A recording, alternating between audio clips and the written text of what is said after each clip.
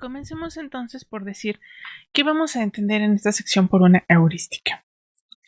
De hecho, les mencionaba que en general es utilizar la información acerca del dominio concreto donde está el problema que queremos resolver para estimar en qué ruta vamos a encontrar más rápidamente un estado meta.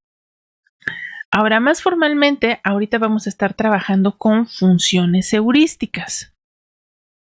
Y esta va a ser nuestra forma de definir matemáticamente ese estimado que tenemos hacia nuestra meta.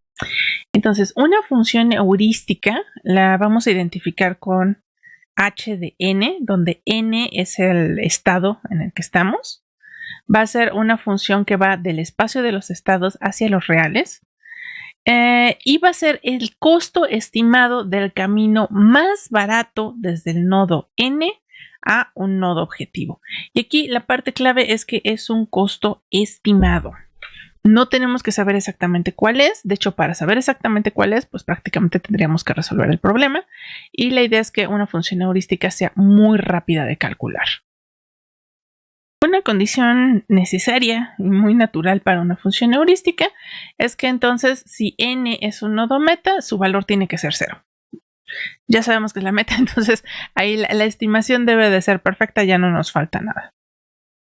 Ahora, esa estimación en general pues podría ser cualquier cosa, pero va a haber ciertas características que le podemos imponer a esta estimación, pues para que no sea tan arbitraria y que realmente beneficie a nuestros algoritmos y nos permita tener algunas garantías.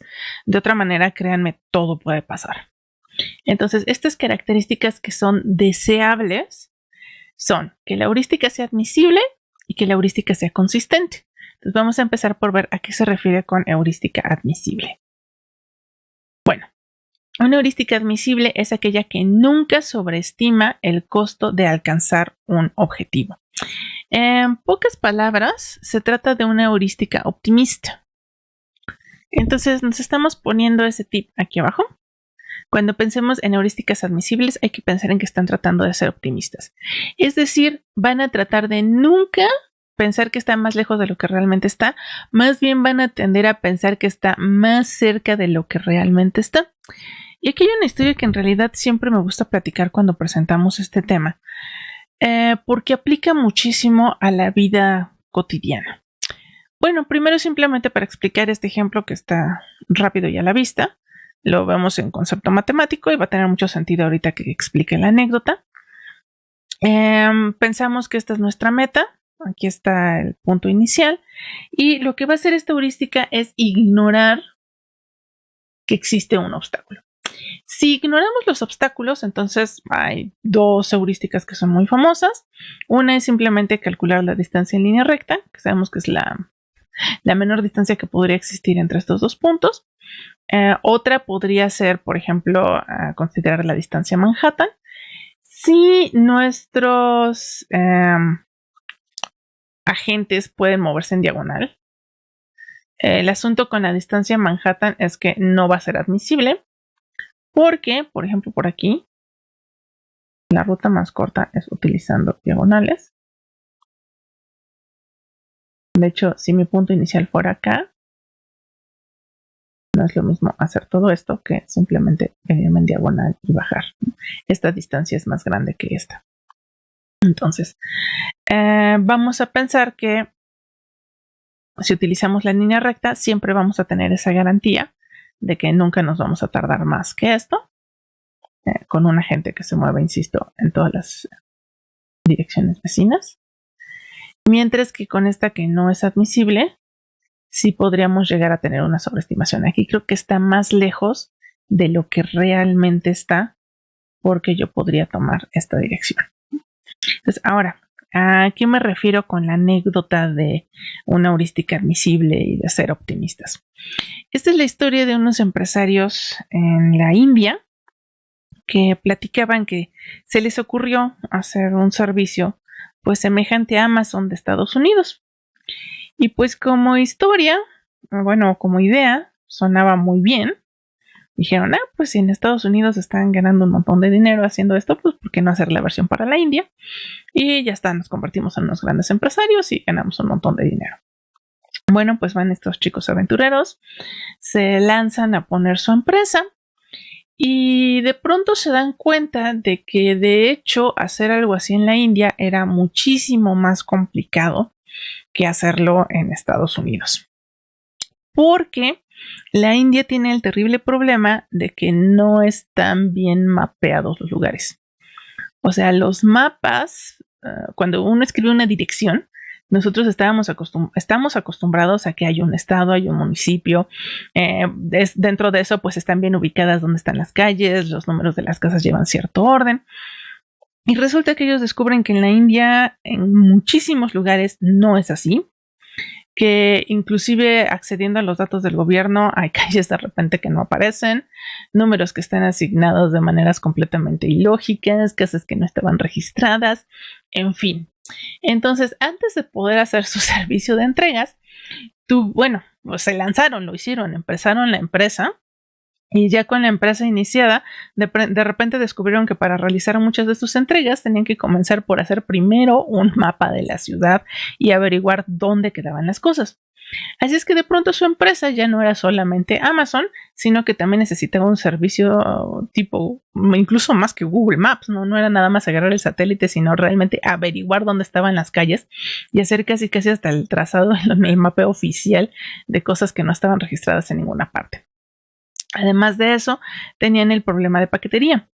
En Estados Unidos, pues ya existía UPS, DHL, etcétera, etcétera, mientras que en la India tampoco había un sistema de entrega como ese, así es que ya no solo era hacer Amazon y el sistema de mapeo, sino que además tenían que hacer el equivalente a DHL o UPS para poder entregar sus productos.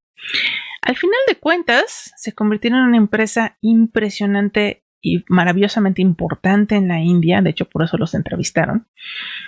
Entonces sí, seguramente si buscan la historia por ahí en internet hasta lograrán averiguar exactamente quién fue y de qué empresa se trata. Pero lo que ellos contaron en esta entrevista fue que fue tan complejo y tantísimos problemas los que tuvieron que resolver, que si ellos hubieran sabido desde un principio que iba a ser tan complicado, simple y sencillamente nunca hubieran intentado hacer esa empresa. Y eso nos deja una anécdota muy interesante, o más bien dicho, una moraleja, porque lo que vamos a ver aquí matemáticamente es que para poder encontrar las soluciones óptimas por el mejor camino posible, lo que nos conviene precisamente es ser optimistas y tratar siempre de pensar que las cosas están más cerca de lo que pueden estar. Si por el contrario nuestras heurísticas fueran pesimistas, lo que podría suceder es que termináramos perdiéndonos de las soluciones óptimas. Entonces, de alguna manera, aunque estos chicos no lo hicieron con afán matemático, su experiencia pareciera decirnos que realmente hay una propiedad interesante con respecto a ser optimistas cuando nos estamos lanzando a buscar la solución a un problema. Y bueno, espero que con esto nos quede muy claro y bastante en la memoria qué es una heurística admisible. La siguiente definición va a ser mucho más inmediata. Es que la heurística sea consistente.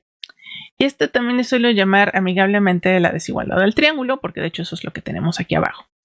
Entonces, una heurística es consistente o monótona si para cada nodo n y cada sucesor n' de n generado por cualquier acción A, la distancia que yo estoy estimando que me falta a partir del nodo n tiene que ser menor o igual que lo que yo vaya a obtener al estimar la distancia que me falta desde su nodo sucesor, n', más el trabajo que me costó ir de donde estaba hacia el nodo n'. Entonces, la idea aquí, insisto, la tenemos que visualizar como un triángulo. Así es que para tener a la vista ese triángulo lo acabamos de agregar aquí.